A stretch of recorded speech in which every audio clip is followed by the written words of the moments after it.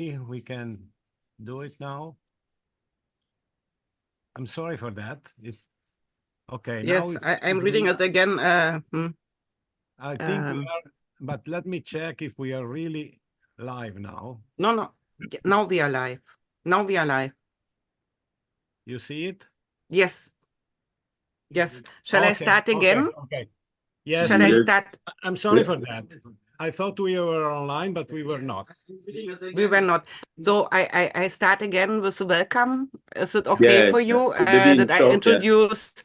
Yeah, we do it in short. Everyone, and I'm sorry, we thought we are live, so I will go ahead again.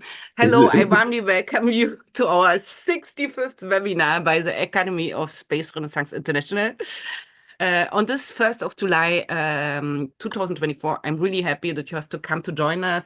We have people watching now from Staffordshire, from the Netherlands, and now it works, yes, and from other different countries, from France.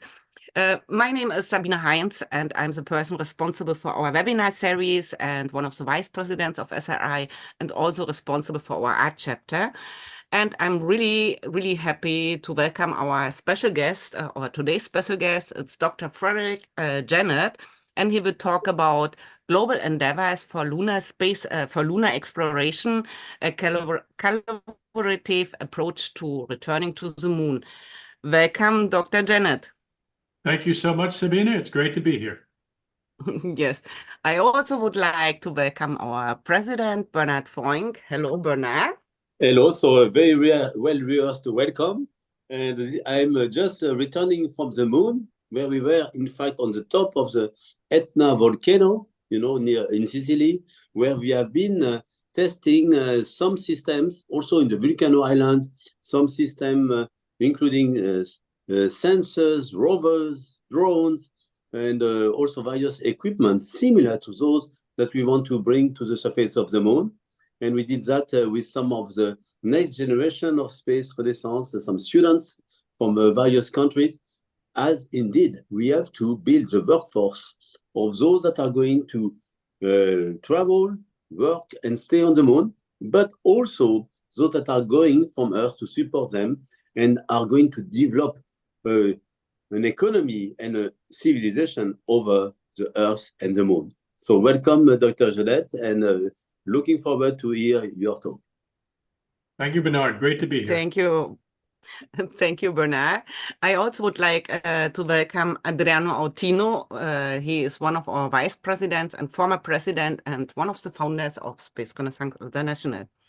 Hello, Adriano. Thank you. Thank you very much, Sabine. I'm very happy that we have Dr. Fredrick Jenet, that is an expert of the moon and many other things. And I think he will teach us, show us some interesting novelties about the lunar exploration, especially in view of the incoming cislunar economy. That's a very exciting thing that is moving the waters everywhere, of course.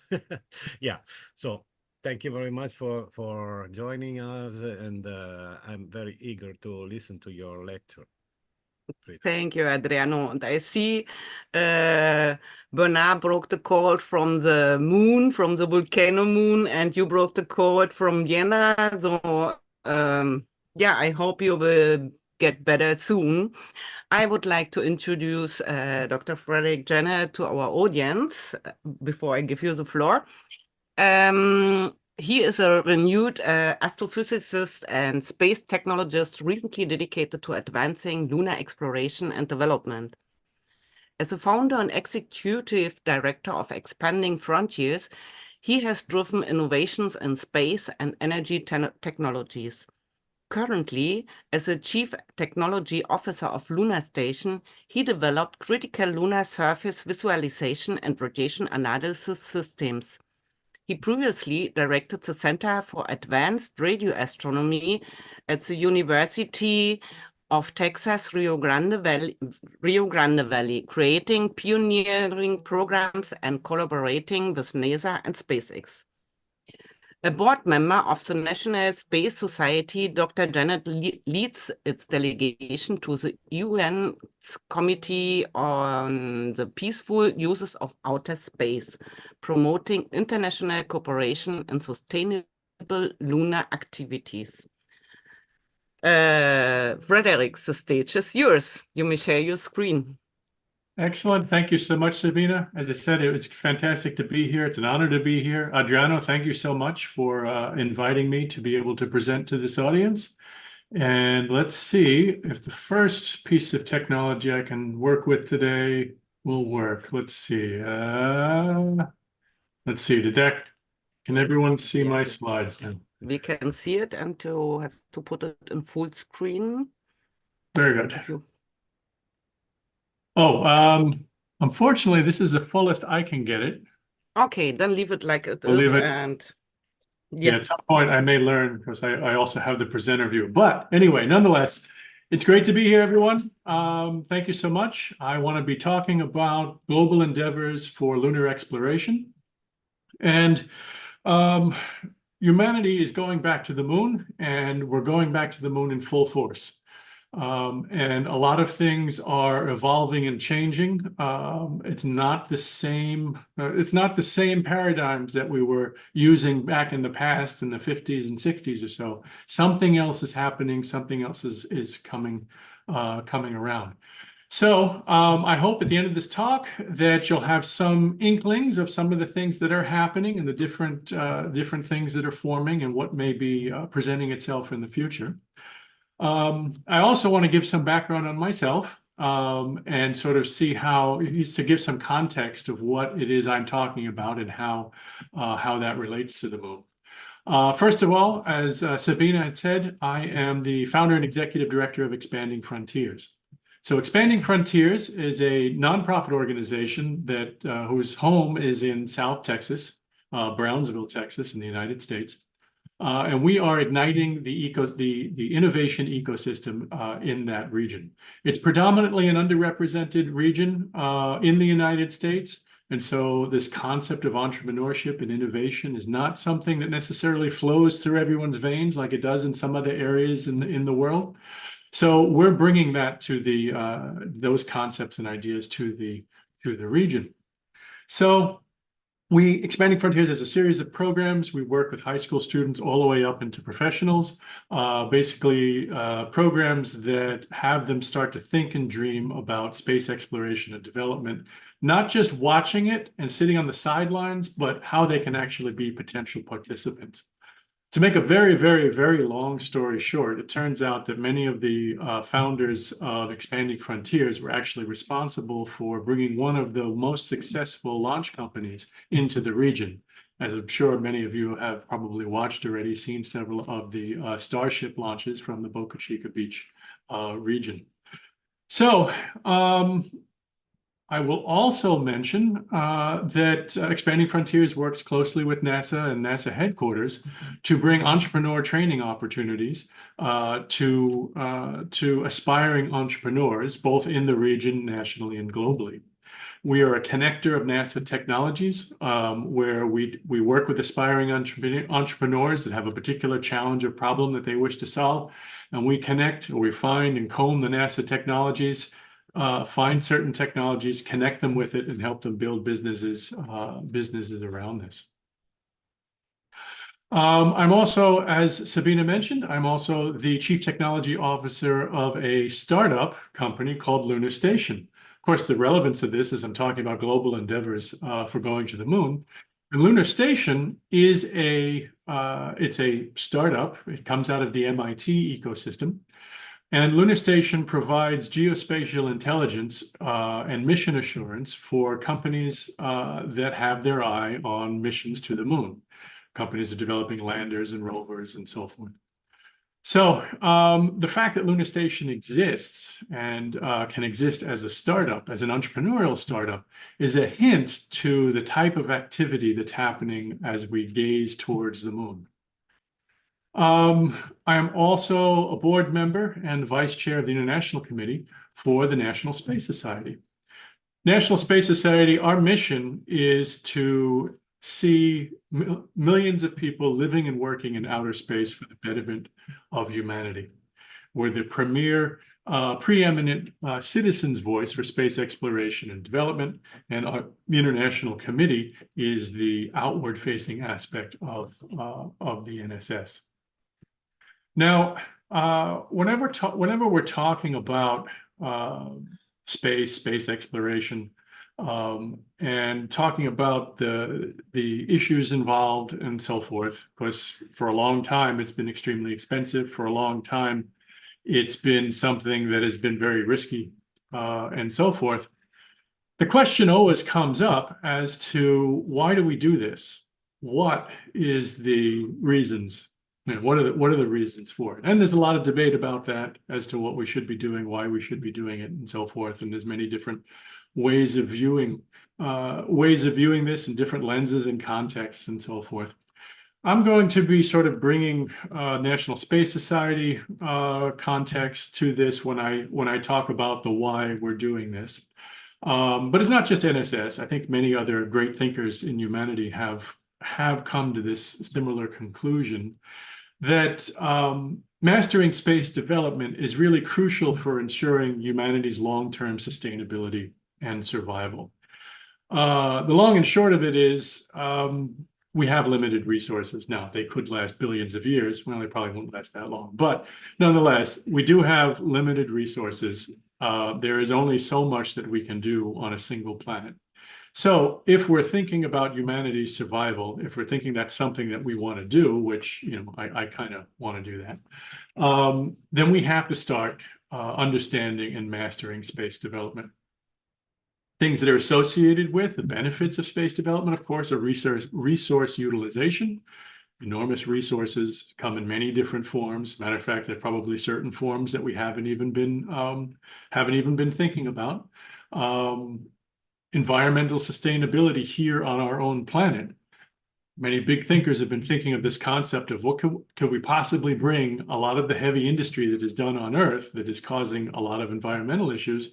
What if we brought that into space? That's something that Jeff Bezos was talking about with his Blue Moon project and program.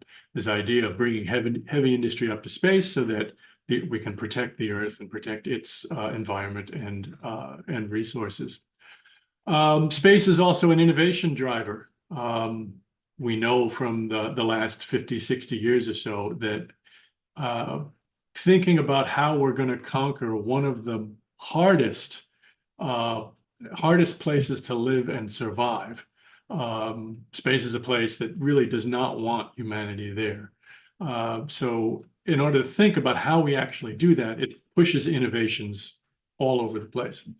A subtle one that I'll mention that perhaps isn't as known as some of the other benefits, the Apollo program, one of the innovations that it pushed was the miniaturization of electronics. Seems like a little thing, right? This idea that I had all this big electronics, but it's too heavy and stuff that I had to make it smaller. Also had to make it radiation hardened and all these kinds of things. But just this idea that I could start putting large amounts of computing power and electronic capability in smaller and smaller volumes so that I could bring it into space in a less expensive way. Well, that set off a whole chain, which eventually became personal computers, which eventually then drove the internet, which eventually became our cell phones and so forth. And the rest, of course, many of us know as the reality we live in. So definitely thinking about space is an innovation driver. Another area, of course, comes in about mitigating risks and, of course, ultimate population growth. You know, the surface area of Earth is finite. So if we want to grow, we have to have our eyes on space development. Another way of looking at mitigating risks and the importance of mitigating risks is a quote by Larry Niven, a science fiction author, that the dinosaurs became extinct because they didn't have a space program. And if we become extinct because we don't have a space program, it'll serve us right. That kind of, I think, puts it fairly clearly and succinctly. We know that we are at risk of basically asteroid impacts. And it is the work of many astronomers and engineers that are basically looking at and making sure that those types of events do not happen. Looking at, we consider long-term sustainability, resource utilization, innovation drivers, this sort of mitigating risks, population growth, these types of things. These are all things that come together in mastering space development. And those that are familiar with the United Nations and the work that the United Nations are doing are probably familiar with something called the 17 Sustainable Development Goals. And you'll notice that a lot of the things that we talk about in mastering space development kind of sound like, in many ways, these 17 Sustainable Development Goals. So, in case not aware, the United Nations has put forth a set of goals that the idea is to move the global thinking, the global populations, the global efforts towards sustainable development here on Earth. Everything from poverty to economic development, health, prosperity, life underwater, life on land. All of these things are discussed and goals are set for each of these different particular areas. Now, there is a body of the United Nations called the Office of Outer Space Affairs, and their title basically says it all. They are concerned with outer space affairs and how and help bring together nation states as they think about and they move towards working with and developing outer space. And so they have gone through each of the Sustainable Development Goals and showed how space, in some way or another, actually impacts each of these goals. Don't want to go through that now. That's a whole other talk in and of itself, is the discussion of how space impacts these. And for those that are interested, I would definitely encourage you to go to the UN website, Office of Outer Space Affairs, and look for Space for SDGs, Space for the Sustainable Development Goals.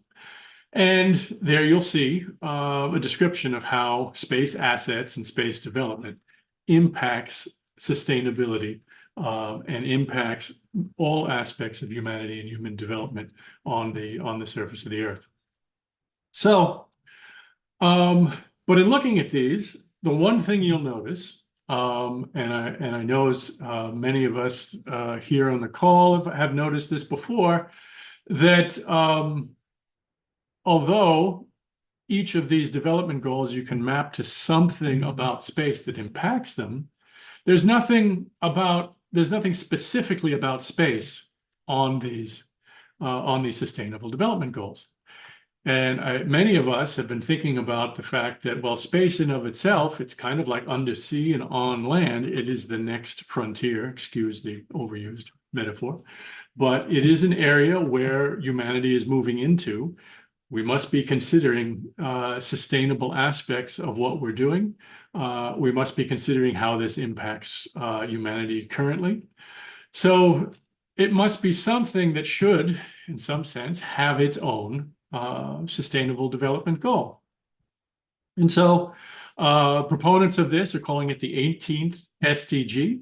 And the National Space Society and SRI, Space Renaissance, have been advocating for this next this other sustainable development goal. Space for all is kind of the shorthand for it.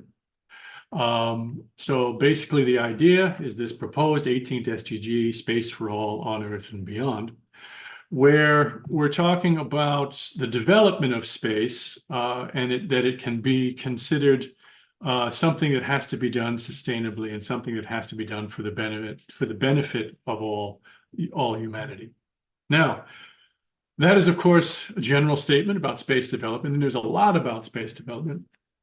But if we're going to do this, and if we're going to move forth out into the solar system and really start seriously considering space development, no matter how we come to it, no matter how we think about it, the moon is going to be our first step. It's going to be the first it's going to be the first celestial body, other than the Earth, that humanity attempts to develop in a way for long-term populations living and working on a body other than the Earth itself. So when we talk about the 18th SDG in Space for All, the moon is, in some sense, the first ideal platform to be you could consider it a test bed. Some will consider that it's a test bed for before, or a launch pad before we go somewhere else. Or it's considered its own thing to be developed and have its own economy. Both of those, I think, are equally viable. But either way you look at it, the moon has to be the next real step in our development in our expansion of humanity. So we can start to look at a little bit more deeply why we're going to the moon. And probably each and every one of these is their own talk, and perhaps their own several talks. And I've kind of ordered them in kind of what I think are, in some sense, ordered from current capabilities and practicality, all the way to more longer-term visions. So, of course, there's the scientific research and discovery, and as we'll talk about a little bit, that's exactly what is meant by scientific research and discovery on the moon has been evolving to a point now that people are seriously considering having installations on the moon and on the far side of the moon that are actually observatories or have a particular scientific purpose, not necessarily focused on the moon, but more using unique resources from the moon to be able to further scientific research and development. Whoops. Sorry. We also have, of course, the technological advancements. I described one of those earlier. We can't get away from strategic and geopolitical interests. They'll always be there. We have to understand that. The moon happens to be, it is considered the ultimate high ground. It is something that, for geopolitics, it is something that is being considered. And, we have to take that in stride.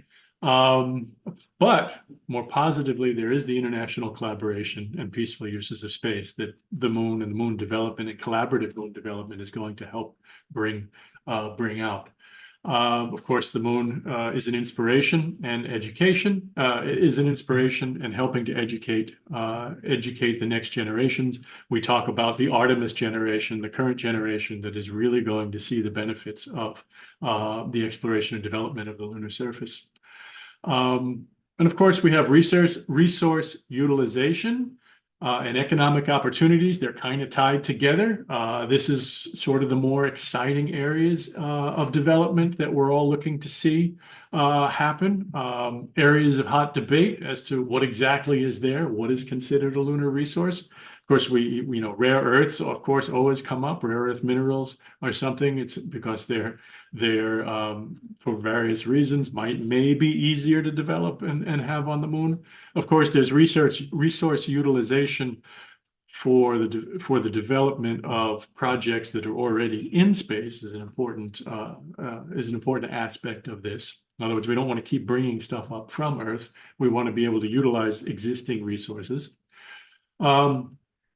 But then there's also there are resources that on the moon that we're just going to discover and realize as a resource.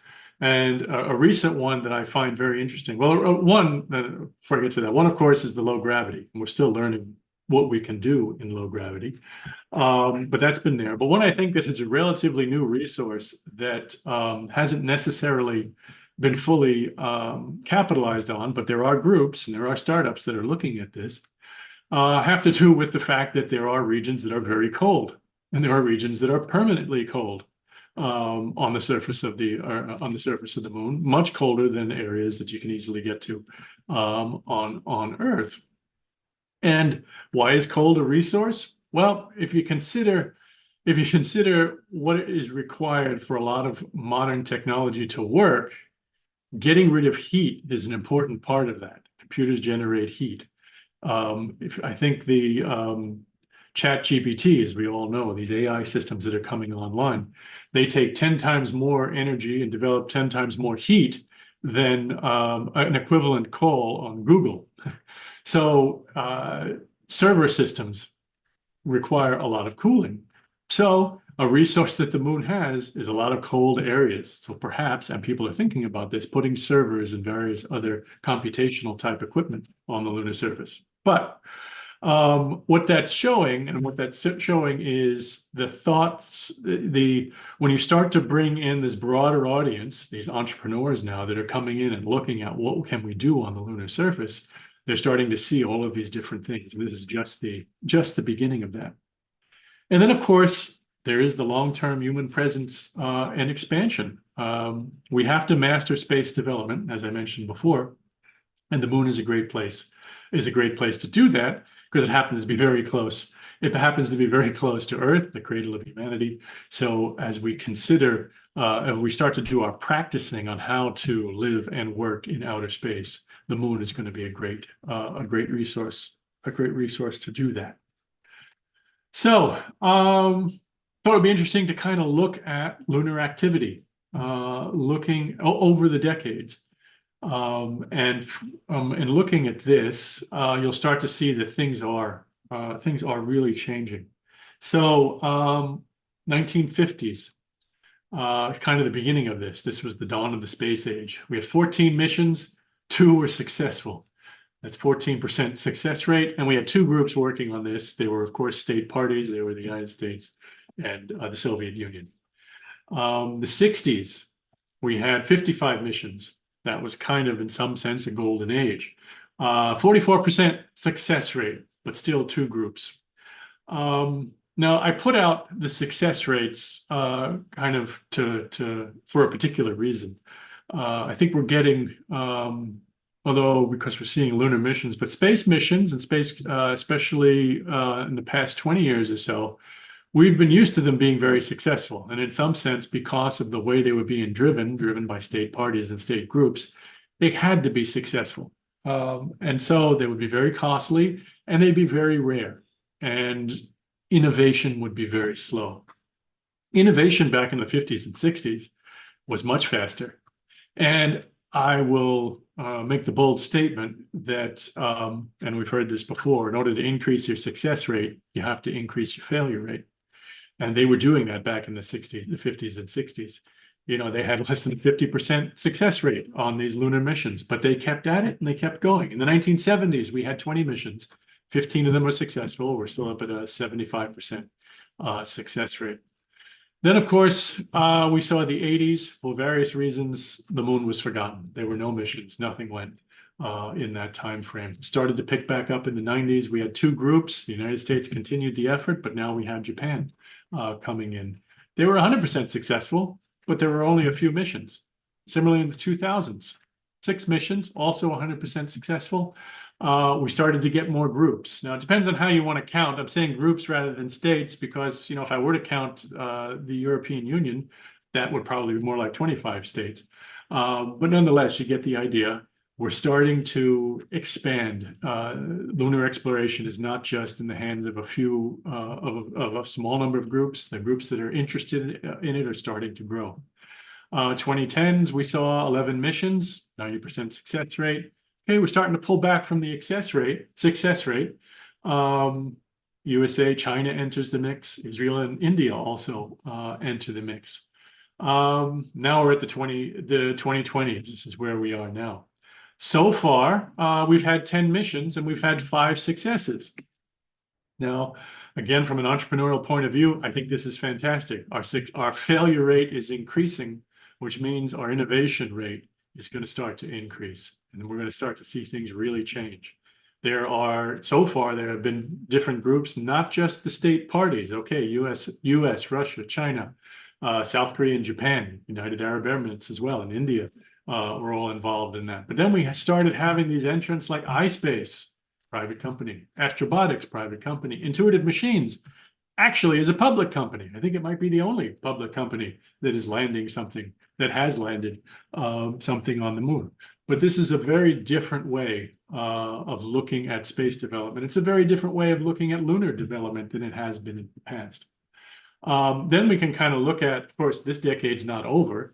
And if we look at the missions, if we look at the missions that are not only planned, but planned and funded, there's about 32 missions and about 18 groups. And of those groups, the majority of them are a private company, a startup, if you will. So these new names are coming online. Also different countries as well are coming online. All of them having their eyes on lunar development in one way or another. So we have this global excitement for the moon. I'm happy to say that our failure rate is increasing, and I hope that it continues to increase, because what that's going to do is it's going to drive innovation. And what this is doing now, because we have this global excitement for the moon, what this is doing is it's making us think about the way in which we're doing things. It's making us review these old paradigms and sort of creating new ones. And I don't think I think we're just beginning to think about what these new ways of doing things, what these new ways of developing the lunar surface, of going to the moon, what that even means, is going to be very different 5 years from now. At least I hope it's going to be very different 5 years from now. But just kind of looking at the transitions that we're seeing, what are we seeing? Well, early on, it was a Cold War rivalry between two major powers. Now we're looking at collaborative ventures and private sector involvement. We had limited technologies, and everything had to be built specifically for that purpose, of course, making it extremely expensive. Now there's a lot of existing technologies, and we started to think about what they call commercially available off-the-shelf technologies that could be used in spacecraft development and could be used in launcher development and so forth. We have a whole series of startups that are looking at and developing these technologies, a very different paradigm from before. Previously, it was all about proving human capability. Can we get to the moon? Can we get there? Of course, the main directive of the Apollo engineers back in the day was, as soon as we got the astronauts on the surface of the moon, we're going to get them off the surface of the moon. That's not necessarily the way we're thinking about this now. We're thinking more about, well, how do we utilize that environment for different types of scientific discovery? How do we utilize resource utilization? How do we utilize what's up there? How do we do astronomy from the moon? How do we consider lunar settlement? So we're thinking about living, working, operating on the lunar surface. Previously, we talked about government-driven. The idea was government-driven projects. That's related to the Cold War rivalry, of course. Now we're thinking about commercial opportunities. Now we're thinking about public engagement and using the moon to inspire the next generation. So when thinking about this sort of global excitement, kind of now we can start to think about what are the different renewed groups that are now moving and have their sights on the moon. Well, of course, the two big ones we'll discuss first. We have the Artemis program. This is NASA's big return to the moon, and the plan, of course, is to have in the next say 5 years or so have humans return to the lunar surface. The first woman to be on the surface is one of their goals. This is a slide that was given by Assistant Director of Johnson Space Center Engineering at a kickoff that we had for the NASA Tech Trek program, which is the program that is aimed at connecting NASA technologies to aspiring entrepreneurs. And he was talking about, of course, the Artemis program and the Artemis Accords. Artemis Accords being a document which is reaffirming the Outer Space Treaty, and basically NASA is looking for collaborators that would sign on to this operational way of working and moving forward. But of course, the interesting thing is when they talk about who's working on what, and you look at the different groups, the different entities that are working on it, you're seeing this whole ecosystem of space development. Not only are you seeing the big names, billionaires, like Blue Origin and SpaceX, but you are also seeing the much smaller groups and different scales of startups. And this is extremely important because what we're seeing is an actual ecosystem developing. We have China's International Lunar Research Station, the ILRS. This is another international group, an international partnership that is focused on developing, or it's unlike the Artemis Accords, which is in some sense a policy document on how we're going to work together. The ILRS is an actual project, which is to develop this research station on the surface of the moon. As I've mentioned before, there is enormous push for getting entrepreneurs involved, and government agencies are working to do that. And as I've mentioned this before, there's this NASA Tech Trek program, and the first hackathon that we're going to be developing is on the cislunar economy.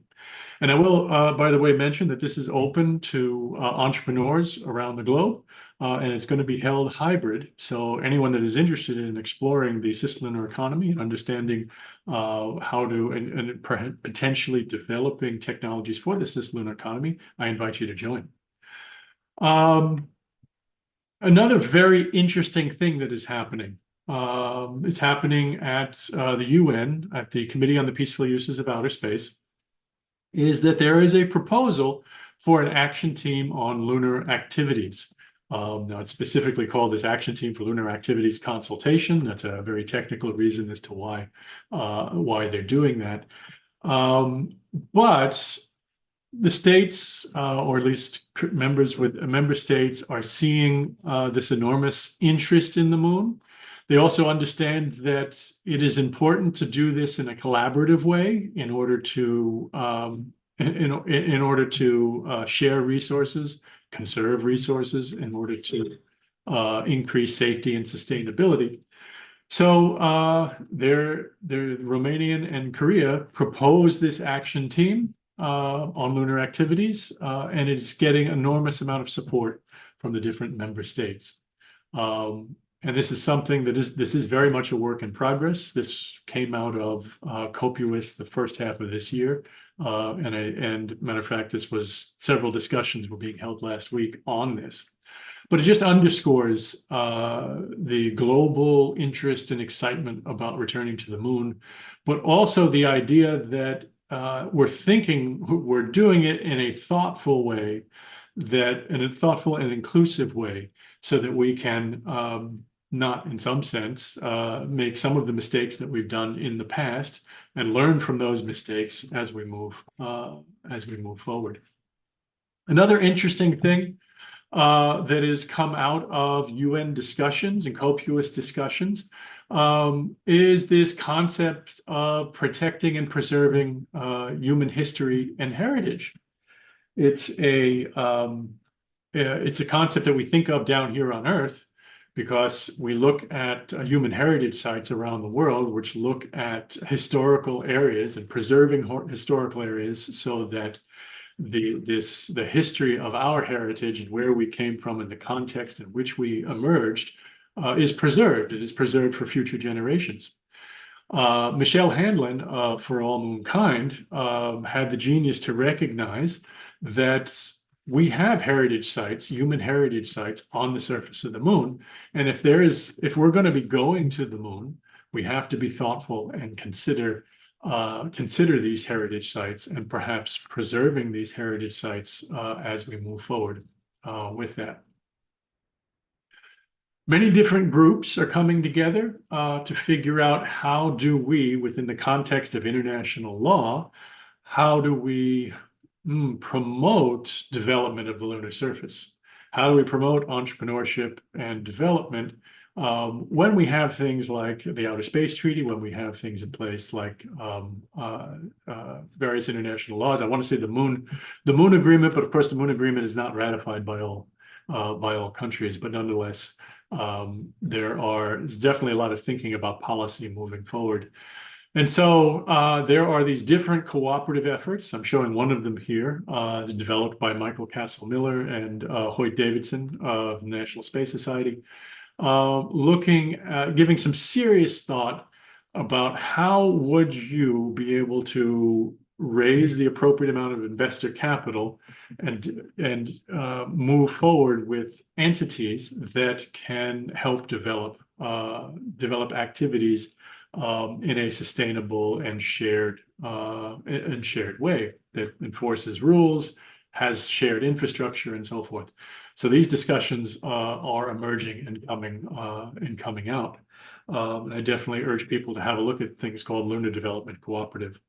Within academia that has been typically focused on the scientific aspects of lunar exploration, they're beginning to put together and understand the need for systematic studying of lunar resources.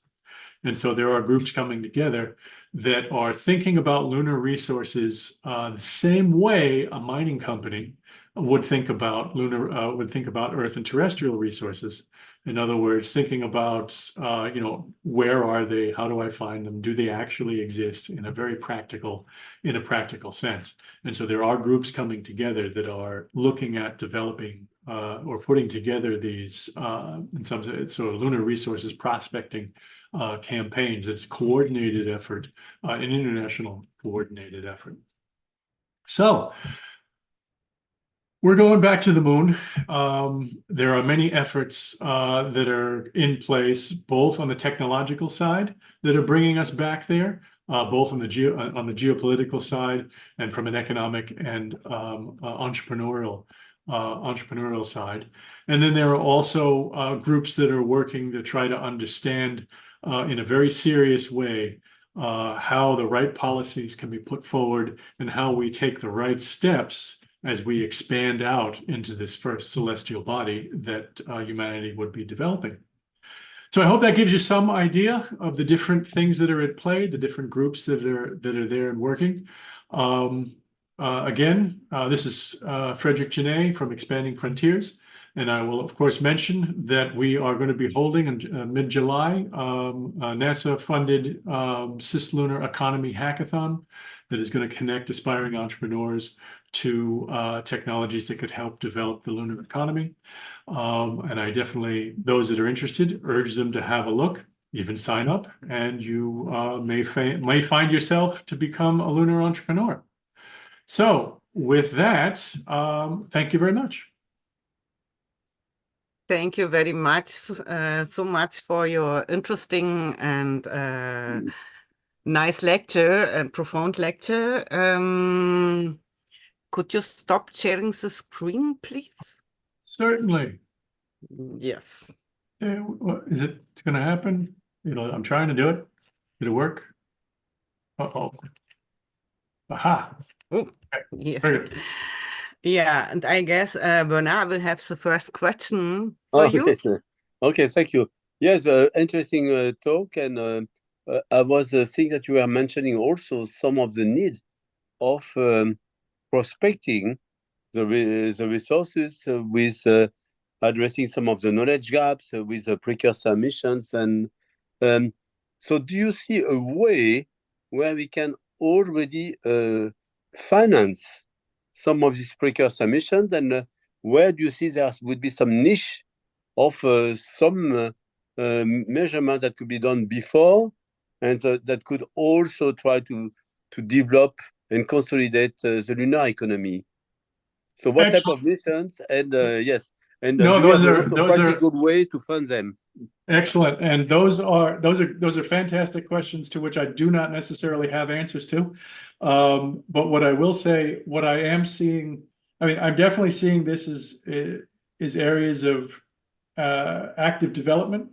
Of course, you'll have from the academic side, they're looking at governments to help fund those and kickstart the lunar development. Some would say that it requires governments to do that initial kickstarting. You will also have you'll also have your sort of billionaire groups that already have their eyes on it. So you have the Blue Moon program coming out of Blue Origin, very interested in the lunar economy and developing the lunar economy. With that, of course, you'll have SpaceX that also has their eyes on that, but it's more as a jumping. They're looking at it more as a jumping point to other bodies. I think there's growing interest in the mining sector as a I got to be careful here because the mining sector, they're very practical. Right, they're not going to be like, yeah, let's go to the moon. They got to really see the returns, which some of this precursor work is there to try to help do that. But there's growing interest that there can be there could be potential returns in the long term for this development. And now maybe I could follow with a very practical question. Okay. With expanding frontiers or with NSS, are you looking, for instance, to develop some payload that could be brought to the moon, also to address some of this knowledge gap for resources?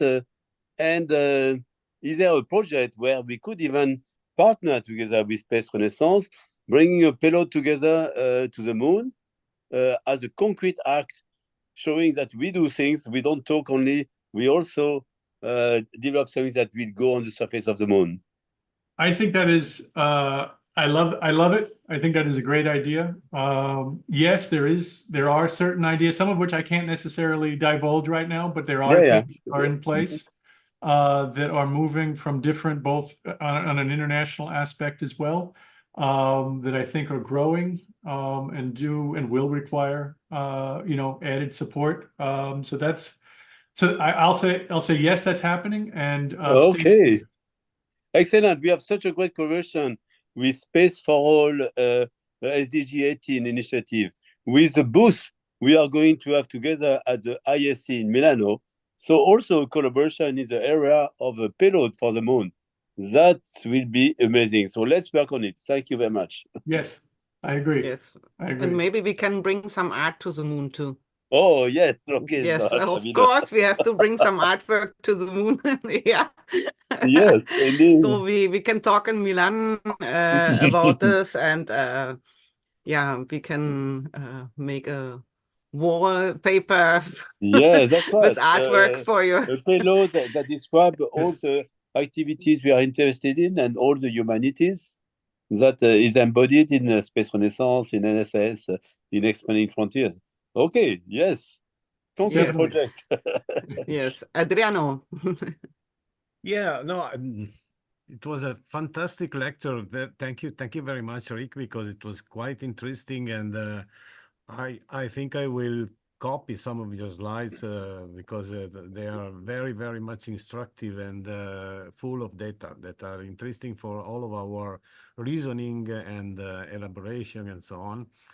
And yeah, let me say, I'm just back from the 10 days of the COP67 General Assembly. And what I have seen over there is a kind of, I don't know how to describe it, but as if there is, two parallel processes, no?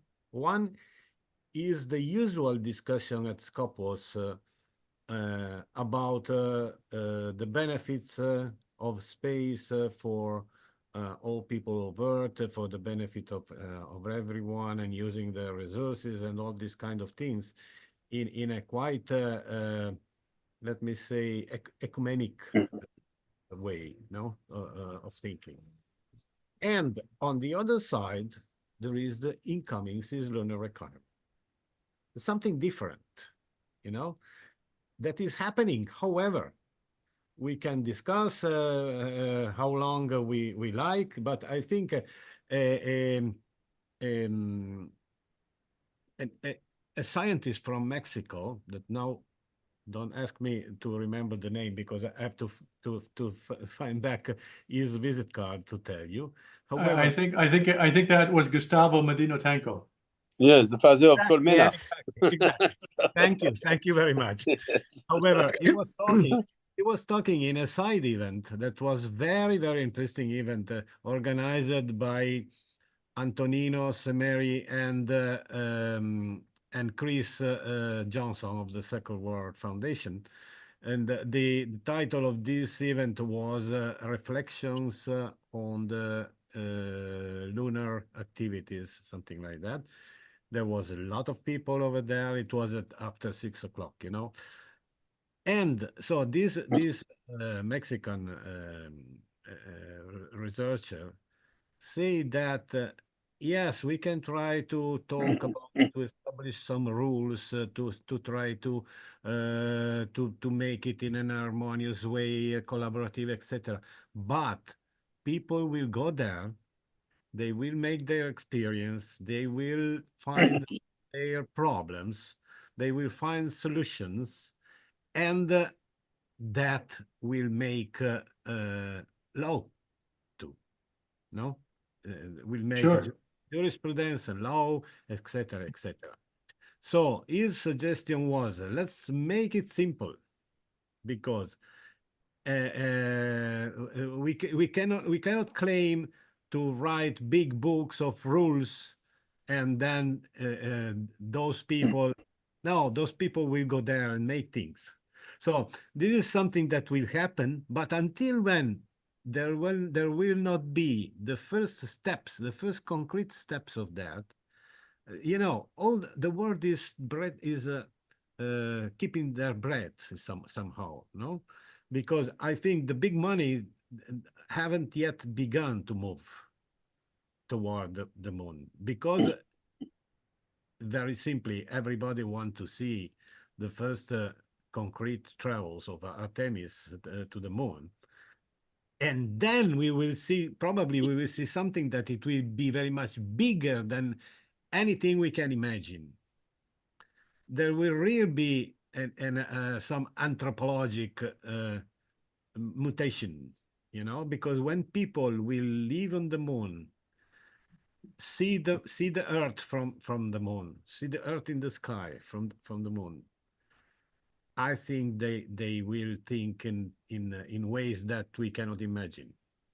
That will be very much different. And even if their bosses on Earth will say, you have to compete, you have to be first, you have to do that, but people will see the Earth in the sky.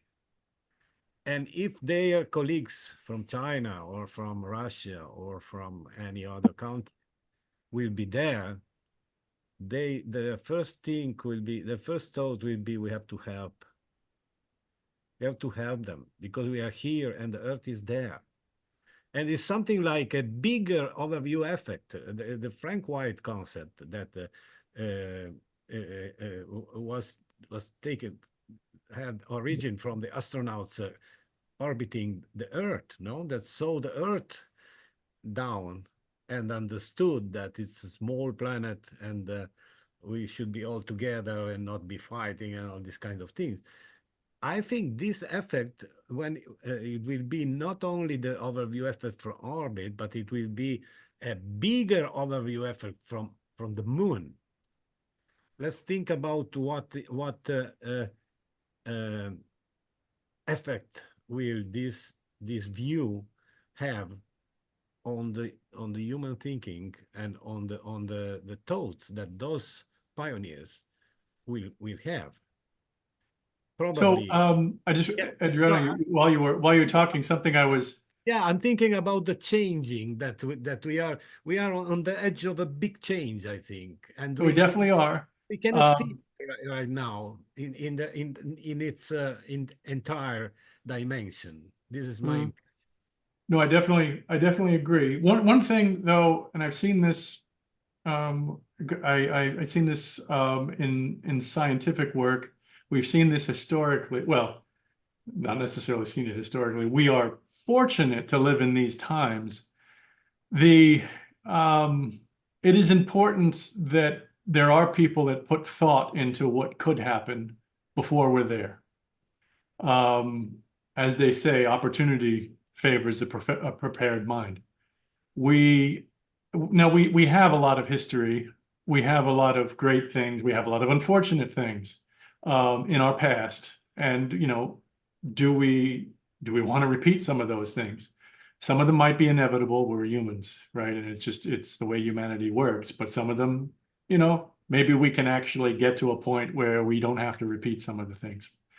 So I think it is important that, now I understand oh, come on, we're not there yet, so why do we put rules in place? It's true, we don't want to put hard and fast rules, but at least thinking about what best practices should be, like what For All Moonkind is doing, right? Somebody at least stood up and said, hey, wait a minute, you know, we have cultural heritage on the moon. We have cultural heritage on the moon? Yes, we have a history on the moon. People like us just, you know, it was happening. We don't like to consider that to be history or cultural heritage, but it is humanity, those first steps, those places where humanity first landed. That is our cultural heritage. And somebody put some thought to, hey, maybe we should consider not necessarily bulldozing that. I mean, all right, maybe, you know, people will go there and they'll bulldoze it, but at least we should have some thought in place before and do it mindfully. It's like, all right, I know we're going to bulldoze the first, you know, the Apollo landing site, but it turns out that there's an alien artifact under there that we have to get to. But I don't know. But at least it's at least we're doing it from a thoughtful perspective rather than just going there and, doing things without thinking about it, without the ideas of sustainability in place. So I do think, fully understand the perspective of why are we wasting our time putting policies and laws when we're not there yet, but weigh that against, but you know, there are great thinkers, there are people that can think about what could potentially happen. Let's put some thought in it so that if we make mistakes, we're doing it with knowledge and not doing it accidentally. That's what I'm. Yeah, let's protect the heritage, all the Apollo missions, the lunar missions. Also, please protect the place where my little probe, Smart 1, has landed on the moon. We want, it's like also a heritage from the open side and all the Chinese mission now. And this tells also a great story about the spirit of exploration, innovation, as you mentioned, science, technology, looking at inspiration. And so this can be also a great vehicle to get people with us on Space for All. Yes. Nice, finishing words, I would say. Or closing words. Any questions? Fredrick, thank you again for your nice lecture, and I hope to see you in Milan. In Milano, yes. So yes, we'll have a great booth. Many papers presented by Space Renaissance, NSS, and all friends. Yeah. Genau, and we can see how to bring art to the moon. Yes. I would like also to mention that our next webinar, Adriano, I'm right, next week? Yes. And the 8th of July, Fredrick A will talk about asteroids capture and mining. So we are here again with the topic of mining and find resources. Also catching an asteroid, driving to the very nice point and work on it and so on. This is the idea. And important, this will not be at the normal time. The normal time is 9 p.m. European time, but it will be in the afternoon. It will be 3 p.m. European time because our lecturer is from the Far East. Therefore, it will be difficult for him to I will be with him. I will be in Tokyo on the 8th of July for the Space Time Summit, where I will represent Space Renaissance and also our Your Moon Mars group. We will moderate some panels on Moon Mars exploration, and we'll have also the special event on sustainable exploration in a series of planetary trajectory going to China, Tokyo, and then for the COSPA, Wow. Committee for Space Research in Busan, Korea, where I organized a number of sessions, lunar sessions, planetary exploration sessions, and then back to Beijing on Human Spaceflight Conference. So yes, we are going to visit some of our good friends in Asia, but also meet the international community there and carry the flag of Space Renaissance, Space for All. We'll have also some colleagues from NSS. So yes, looking forward also to expand so what we do and share it with our colleagues worldwide. Yes. I also would like to mention that we are a non-profit organization. So if you like to support us, Adriano will put the links into the chat. Yeah, you can join SRI. You can support us in many other ways. Also become a member of SRI. So Fredrick, if you are interested to become a member of SRI, we invite you. Thank you. And Yes, welcome. you would be welcome, and you are welcome. And we have many interesting talks, and in our webinar series, we have in our academy, we have many interesting committees. So if you are interested in joining a committee or open a committee, so feel free. Yes, and we would like to have you again here as a speaker, maybe in 1 or 2 years, so we can see the results of you. Why so distant? Even before. Even before, yes. You know. So thank you very much for being with us, to the audience for joining us, and I wish you all a nice evening, and we see you next week. I hope so. Okay. All bye. The best. Thank you, everyone. Ad Lunam. Ad Lunam, yeah.